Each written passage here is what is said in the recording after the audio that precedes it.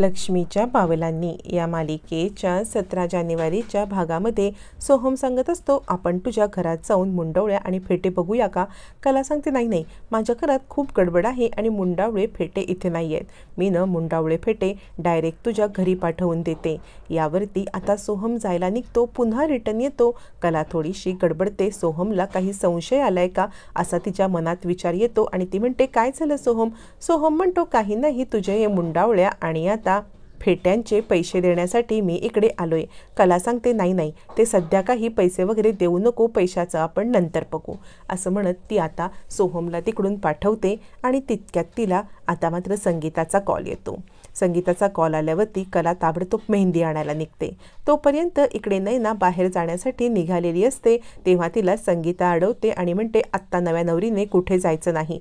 यावरती आता नैना सांगते, अगं जायचं नाही कसं? मी लग्नामध्ये एलिगंट दिसायला नको का? मॅनिक्युअर पेडिक्युअर करायचं आहे. तितक्यात काजू येते. संगीता म्हणते, काजू तू हिच्यासोबत जा. काजू सांगते, नाही, मला वेळ नाही आहे. मग आता नैनाच्या पथ्यावरतीच पडतं. नैना आता राहुलला भेटायला जाते. राहुलला भेटायला गेल्यावरती ती सांगते, राहुल काहीतरी कर ना, आपली लव्ह स्टोरी अधुरी राहिलेली मला नाही आवडणार. राहुल म्हणतो, हे बघ, माझ्याकडे प्लॅन आहे, पण वेळ आली की हा प्लॅन मी वर्कआउट करेन. तू काळजी करू नकोस, सगळं काही ठीक होईल. यावरती नैना म्हणते, राहुल होईल ना ठीक? आयत्या वेळेला माझं लग्न त्या अद्वैतसोबत नाही ना होणार. राहुल म्हणतो, तू काळजी करू नकोस, सगळं काही ठीक होईल. मग राहुलला भेटून नैना घरी येते. दुसऱ्या दिवशी सकाळी आता कला लवकर उठते आणि आता ती संगीताला म्हणते, आई मला असं वाटतंय की आजच्या दिवसाची पूजा आहे ना ती नैनाताईने करायला पाहिजे. म्हणजे बघ ना, आज तिचा या घरातला शेवटचा दिवस आहे, तर तिने पूजा केली तर किती बरं होईल. यावरती संगीता म्हणते, हे तुला वाटतंय, हे मला वाटतंय, जिला पूजा करायची तिला वाटलं तर ठीक आहे ना. असं म्हटल्यावरती तिकडे आता सकाळी सकाळी नैना येते आणि म्हणते, आई आज माझे लाड कर, आता थोड्याच वेळाने मी इथून जाणार आहे, ओरडू नकोस हो माझ्यावरती. याच्यावर संगीता म्हणते, काही नाही, काल रात्री किती उशिरा घरी आली होतीस बाळा, असं करू नकोस.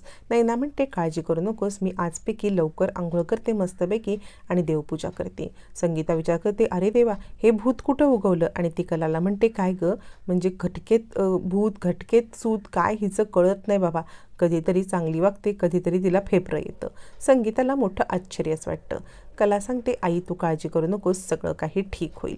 तोपर्यंत इकडे आता रोहिणी विचारत असते राहुलला, काय रे, काल रात्री उशिरापर्यंत कुठे होतास? राहुल विचार करतो, आईला सांगू का की काय सगळं चाललंय ते? नको, पण हिला बोलले तर ही मला अडवत बसेल, त्यामुळे हिला डायरेक्ट सरप्राईज देईल. राहुल म्हणतो, तू काळजी करू नकोस, मी जे काही करतोय ना ते अगदी योग्य करतोय. योग्य वेळ आली की मी तुला सगळं समजावून सांगेल. आत्ता सध्या नाही काही सांगू शकत, पण माझ्याकडे एक खूप मोठी गुड न्यूज आहे. यावरती रोहिणी म्हणते, माझ्याकडे पण आहे, तुला माहिती आहे का? ते खरे आहेत ना खरे. असं म्हणत खऱ्यांची खरी आर्थिक परिस्थिती इकडे आता रोहिणी सांगणार. तितक्यात सरोज येते आणि आता रोहिणी वंश, तुम्ही इथे काय करताय? चला मेहंदीचा प्रोग्राम आहे ना, मेहंदी काढायला. असं म्हणत रोहिणीला घेऊन जाते.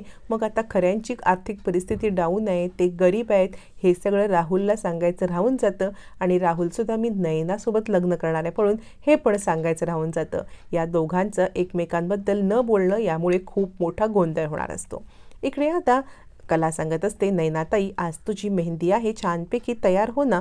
यावर नैना म्हणते, काय ती साडी नेसून तयार व्हायचं? हल्ली तर लोक काय छान छान ड्रेसेस घालतात, डिझायनर ड्रेसेस असतात, त्याचप्रमाणे मोठे डिझायनरकडून शिवून घेतलेले लेहेंगे घालतात, मला नाही साडी नेसायला आवडत. यावर संगीता म्हणते, आपल्याकडे साडीच नेसायची असते, ही बघ तुला मी साडी आणली हिरव्या कलरची, ही साडी नेसून तयार हो.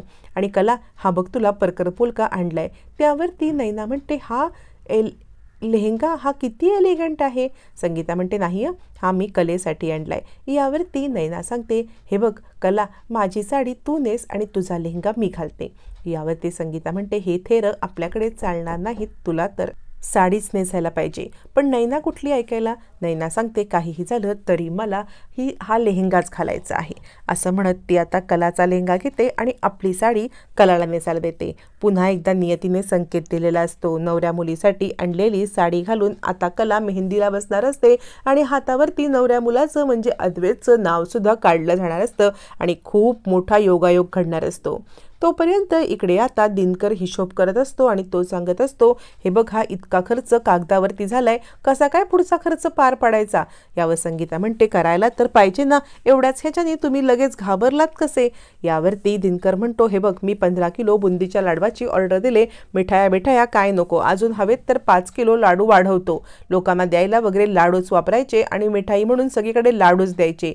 यावरती संगीता म्हणते, काय बोलताय तुम्ही? जरा 4 लोकांमध्ये मिठाई नको का? दिनकर म्हणतो, आपले न अंथरूण पांघरून पाय पसरावे, मिठाई आपल्याला परवडणार नाही. तोपर्यंत इकडे आता सरोजची सगळी तयारी चालू असते. सरोजने साड्या दागिने खरेदी करण्यासाठी माणसांना घरी बोलवलेलं असतं आणि ती रजनीला सांगत असते, हे बघ आपल्यासाठी साड्या घ्यायच्या आहेत आणि तिघींसाठी राणीहाराची ऑर्डर दिले. यावरती रजनी म्हणते, वहिनी अहो राणीहार आपल्याला कशाला? यावरती आता रोहिणी म्हणते, मग काय आपल्या पिढीतलं हे पहिलंच लग्न आहे, आपली हौसमौज नाही करायची तर कुणाची करायची? सरोज म्हणते, हो. आणि त्यावेळेला रजनी म्हणते, नैनाची साडी, तिच्या बहिणीची, तिच्या आईची साडी. सरोज म्हणते, त्याची काळजी तू करू नकोस, काय आहे ना की आत्ता सध्या आपण आपली खरेदी करून घेऊया. आपली खरेदी करून झाली ना की त्यानंतर त्यांची खरेदी करू, म्हणजे आपल्या खरेदीमध्ये त्यांची खरेदी मिक्स व्हायला नको. आपल्यासाठी चंद्रहार तिघींसाठी मी ऑर्डर दिलेला आहे. तोपर्यंत इकडे आता श्रीकांत सुद्धा डेकोरेशनची आणि जय्यत तयारी साखरपुड्याची करत असतो. रोहिणी विचार करते, करा एकदा सगळ्यांना झटका बसेल तेव्हा कळेल. इकडे संगीता सांगत असते, तुम्हाला काय वाटतं आपली नैनी इतक्या मोठ्या घरात चालले, बुंदीचे लाडू घेऊन त्या घरात जाईल का? 5 प्रकारच्या मिठाया तरी तिच्याजवळ नको का द्यायला? यावरती आता इकडे दिनकर म्हणतो, तुला कळतंय का? अगं मिठाई द्यायला बाकी सगळे खर्च आहेतच की. संगीता म्हणते, तुम्ही नका काळजी करू, आई म्हणून थोडेफार पैसे मी माझ्या पोरीच्या लग्नासाठी बाजूला काढलेत. असं म्हणत संगीता आता माझ्याकडे पैसे आहेत असं सांगत असते. तोपर्यंत आबा आता खूप चांगली मिठाई आणण्यासाठी सांगत असतात. गुलकंदाची जिलेबी किंवा मावा केशरची बर्फी असं वेगवेगळे पदार्थ सांगतात. तितक्यात सरोज येते आणि आबा तुम्ही काळजी करू नका, खूप प्रकारच्या मिठाई आम्ही मागवलेल्या आहेत आणि सगळ्या पंचपक्वान्न जेवायला आहेत. 10-12 प्रकारच्या मिठायांची नावं घेतल्यावरती आबा म्हणतात, एक काम करूया, गुलकंदाची आपल्याला करंजी पण मागवूया, म्हणजे मला पण खाता येईल. सरोज म्हणते, नाही आबा तुमची शुगर वाढलेली आहे, तुम्ही मिठाई थोडी कमीच खायची. इकडे आता जिकडे पंचपक्वान्न 100 प्रकारच्या मिठायांची तयारी चालू असते, इकडे मात्र बुंदीचे लाडवांचीच दिनकर अडून बसलेला असतो, कारण त्याचं बजेटच तेवढं असतं. त्यावेळेला संगीता म्हणते, माझ्या लेकीसाठी साठवून ठेवलेला पैसा कधी कामाला येणार? दिनकर म्हणतो, मग त्या दिवशी कला तिचे कानातले विकून ज्या वेळेला अंगठी आणायला गेली साखरपुड्याला, तेव्हा का नाही ग बोललीस तुझ्याकडे पैसे आहेत म्हणून? संगीता सांगते, अहो लग्नाची तयारी म्हणजे काय फक्त अंगठीच असते का? फक्त अंगठी आणली का झालं का? मला माहिती होतं की लग्नासाठी पुढे खूप सारे खर्च येतील आणि त्यावेळेला तुम्ही हात उलटे कराल. आत्ताच बघा ना, नुसता कागदावरचा खर्च बघून इतके भाव चढलात, प्रत्यक्षामध्ये खर्च करायची वेळ येईल तेव्हा काय कराल? म्हणून मी पैसे ठेवलेत, माझ्या लेकीचं लग्न मी धूमधडाक्यात करणार आहे. दिनकरला कळत नसतं हिने साठवून ठेवलेले पैसे तरी किती असणार आहेस. त्या चांदेकरांच्या श्रीमंतीला तोडीस तोड वागण्यासाठी, म्हणजे बेडकाने कितीही फुगला तरी तो बैल होऊ शकत नाही, हे दिनकर आता संगीताला समजवत असतो. पण संगीताला काही ऐकायचं नसतं. नैनाचं लग्न धूमधडाक्यात करण्यापलीकडे आणि तिला एकदा का चांदेकरांच्या घरामध्ये पाठवण्यापलीकडे संगीताला काहीच दिसत नसतं आणि ती सांगत असते, मला कुणाचं काही ऐकायचं नाहीये, मी माझ्या पद्धतीने माझ्या नैनीचं लग्न करणार. तोपर्यंत इकडे आता मेहंदीची सगळी तयारी होते, चांदेकरांच्या पण घरी आणि आता खऱ्यांच्या पण घरी. चांदेकरांच्या इथे मेहंदी चालू असताना तिकडे अद्वैत येतो आणि म्हणतो, माझ्या पण हातावरती नैनाचं नाव काढून मेहंदी काढून द्या ना. मग अद्वैतच्या हातावरती सुद्धा आता छानपैकी नैनीचं म्हणजे अद्वैत नैना असं नाव जॉईंट काढलं जातं.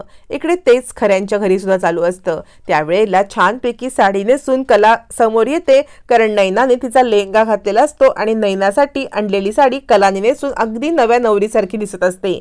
संगीता तिच्याकडे पाहतच बसते आणि किती गोड दिसते माझी कला, आणि ती सांगते, ही माझी मुलगी आहे, हिच्या हातावरती एकदम फक्कड मेहंदी काढा बरं. असं म्हणत कलाला आता मेहंदी काढायला ती बसवते. मेहंदी काढणारीला वाटतं की हीच नवरी मुलगी आहे, हिच्याच हातावरती नवऱ्या मुलाचं नाव काढायचं आहे.